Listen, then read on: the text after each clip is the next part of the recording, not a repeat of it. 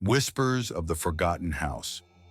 In the bustling streets of Chicago, John Carter was just another face in the crowd, a typical office worker, living a routine life. But everything changed one chilly autumn morning when he received a mysterious envelope in his mailbox. It was old, the paper yellowed with age, and the only thing inside was a black and white photograph of a decrepit Victorian house. Written in shaky handwriting on the back were the words, "It begins here." John stared at the photograph, his mind racing. The house seemed familiar, but he couldn't place where he'd seen it before. Shrugging it off as some odd prank, he went about his day. Yet as the hours passed, strange things began happening. That night, as John sat at his desk, his apartment clock stopped at exactly 11:57 p.m. His phone buzzed, showing a missed call from an unknown number. When he redialed, all he heard was static, followed by a faint whisper. "Come back." Disturbed, John searched online for any information about the house in the photo.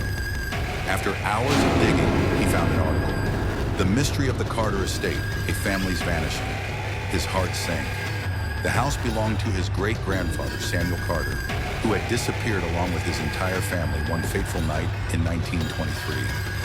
Unable to shake the eerie feeling, John decided to visit the house, which was located on the outskirts of the city.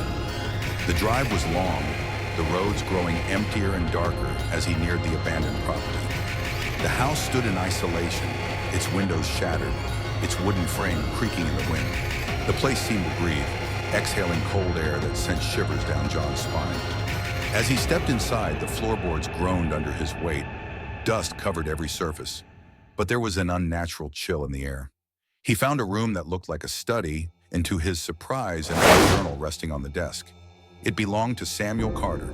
The entries detailed how Samuel had discovered a strange pocket watch hidden in the house, one that supposedly controlled time. The last entry read, "At 11:57, the shadows come. One life must be traded to keep them at bay." John felt the hairs on his neck rise.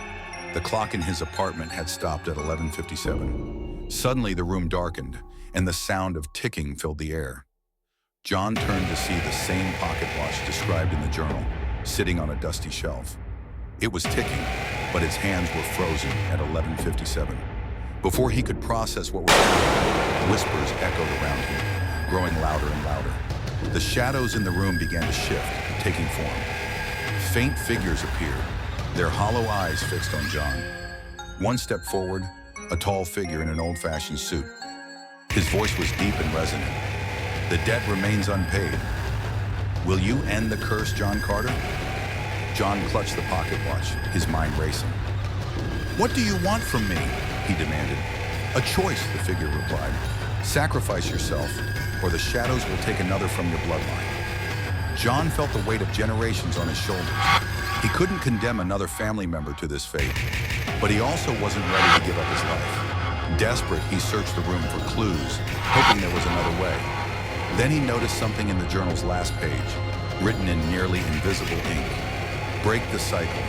Destroy the watch at the stroke of midnight." The shadows grew restless, their whispers turning into an angry roar as the clock on the wall began to chime midnight. With no time to spare, John raised the pocket watch and hurled it to the ground with all his strength. The glass shattered, and an otherworldly scream filled the air. The shadows recoiled, their forms dissolving into wisps of smoke.